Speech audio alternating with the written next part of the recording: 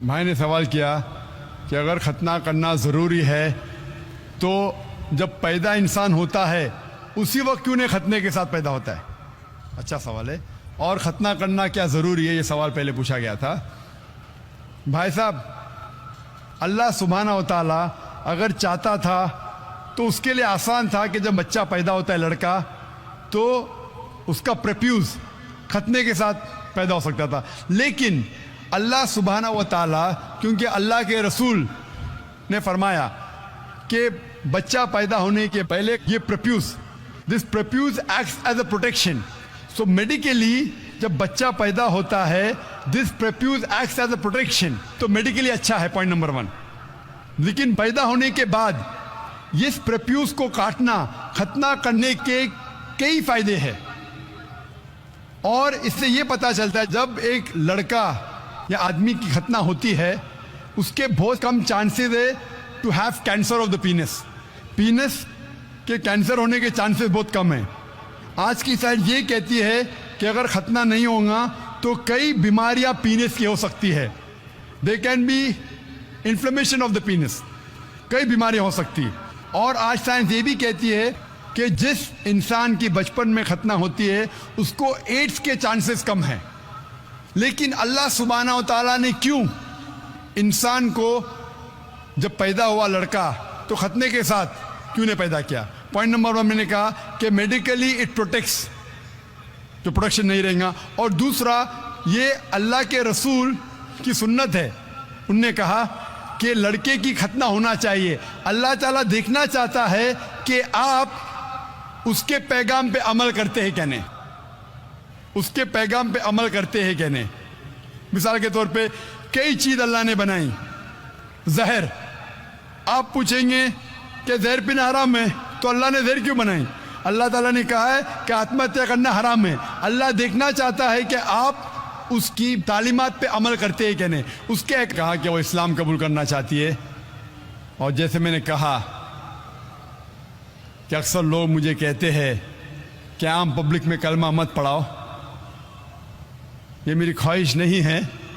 Police officer نے کہا، politician نے کہا کہ بڑا مجمع ہے، لاکھوں کی تعداد ہے، اگر نہیں پڑھائیں گے تو بہتر ہے. لیکن اس دیش ہندوستان کا کانسٹیٹیوشن ہے کہ اس دیش کا ہر ناگرک، ایوری سٹیزن آف انڈیا، اس کو حق ہے کہ وہ کوئی بھی دھرم کا پالن کرے، اور اس کو اجازت ہے کوئی بھی دھرم کا پالن کرے اور اس کا پرچار کرے. Every citizen of India has the right to preach, practice and propagate the religion. اسلام میں لیکن کسی پہ زبردستی نہیں کی جا سکتی. اسلام میں کسی کو زبردستی سے اسلام قبول کرنا حرام ہے. اسلام میں بھی حرام ہے. قرآن میں لکھا ہے سورہ بقرہ سورہ نمبر 2 آیت نمبر 256 میں، لا اکراہ فی الدین، کہ اسلام کے دین میں کوئی زبردستی نہیں. تو زبردستی کرنا حرام ہے اسلام میں. میں آپ سے پوچھنا چاہتا ہوں بہن، کیا آپ اپنے دل سے اسلام قبول کرنا چاہتی ہے؟ یا آپ پر کسی نے زبردستی کیا؟ نہیں. آپ پہ کوئی زور لگا رہا ہے؟ نہیں. طاقت کا زور یا مالی زور؟ نہیں. آپ مانتی ہے کہ ایک اللہ ہے، ایک خدا ہے؟ یا آپ مانتی ہے اس کے علاوہ کوئی معبود نہیں؟ نہیں. آپ مانتی ہے کہ محمد صلی اللہ علیہ وسلم اس کے آخری پیغمبر ہے؟ یا انشاءاللہ. یہ دیش میں ممانعت نہیں ہے، اسلام میں ممانعت نہیں ہے، تو میں کیسے روک سکتا ہوں آپ کو اسلام قبول کرنے سے؟ انشاءاللہ میں آپ کو عربی میں کلمہ پڑھاؤں گا، اس کے بعد ترجمہ آپ اسے دہرائیے. اشہدو اشہدو اللہ ان الہ الہ الا اللہ الا اللہ واشہدو واشہدو ان ان محمدن محمد عبدہ عبدہ ورسولہ. ورسولہ. میں گواہی دیتی ہوں میں گواہی دیتی ہوں کہ اللہ کے علاوہ علاوہ کوئی معبود نہیں، کوئی محمود نہیں، اور اور محمد محمد صلی اللہ صلی اللہ علیہ وسلم علیہ وسلم اس کے اس کے بندے بندے اور پیغمبر ہے. اور پیغمبر ہے. ماشاءاللہ آپ مسلمان ہو چکی ہے. اللہ آپ کو جزائے خیر دے اور اللہ آپ کی جد و جہد کو قبول فرمائے. اور میں دعا کرتا ہوں کہ آپ کو اس دنیا اور آخرت میں اس کا اجر دے. اور میں سارے لوگ، جیسے کہا میں نے کہ ہم مسلمانوں کا فرض ہے کہ اگر کوئی غیر مسلم اسلام قبول کرتا ہے ہمیں اس کا ساتھ دینا چاہیے، اس کی جو بھی مشکلات ہیں اسے دور کرنا چاہیے، اور جب بھی کوئی غیر مسلم بنتا ہے اس کے سارے گناہ معاف ہو جاتے ہیں۔ اللہ کے رسول کی حدیث ہے جیسا کہ گویا ایک نیا انسان جنم لے رہا ہے۔ میں بھی آپ سے دعا کرتا ہوں کہ آپ جو غیر مسلمان اسلام قبول کر رہے آپ ہمارے لیے بھی دعا کیجیے۔ مائک نمبر 2 سے بھائی کا سوال۔ بھائی کا سوال ہے کہ خدا ایک ہے تو آدمی اتنے فرقوں میں کیوں بٹا ہے؟ انسانیت میں اتنے مذاہب کیوں ہیں؟ قرآن مجید میں لکھا ہے سورہ ال عمران میں سورہ نمبر 3 آیت نمبر 19 میں ان الدین عند اللہ الاسلام، صرف وہی مذہب ہے، ایک ہی دین ہے جو اللہ کے نزدیک صحیح دین ہے، وہ ہے اسلام۔ وہ امن حاصل کرنا اپنی خواہش کے ساتھ اللہ کی تعلیمات کے مطابق، اور اللہ تعالیٰ فرماتے سورہ عمران میں سورہ نمبر 3 آیت نمبر 85 میں کہ اللہ سبحانہ و تعالیٰ اسلام کے علاوہ کوئی اور دین کو قبول نہیں فرمائیں گے، اور اگر کوئی بھی انسان اسلام کے علاوہ کوئی دوسرے دین دوسرے مذہب کو مانتا ہے تو آخرت میں وہ کبھی بھی نہیں قبول کریں گے اللہ تعالیٰ اسے۔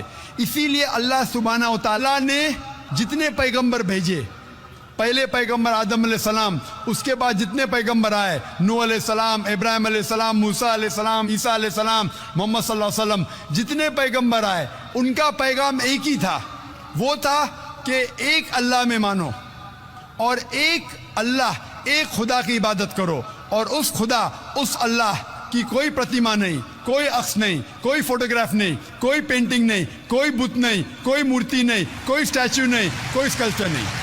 سارے پیغمبروں کا ایک ہی پیغام تھا۔ تو اللہ نے دین، مذہب صرف ایک ہی بھیجا، لیکن لوگوں نے اپنے فائدے کے لیے یہ پیغام کو بدلا۔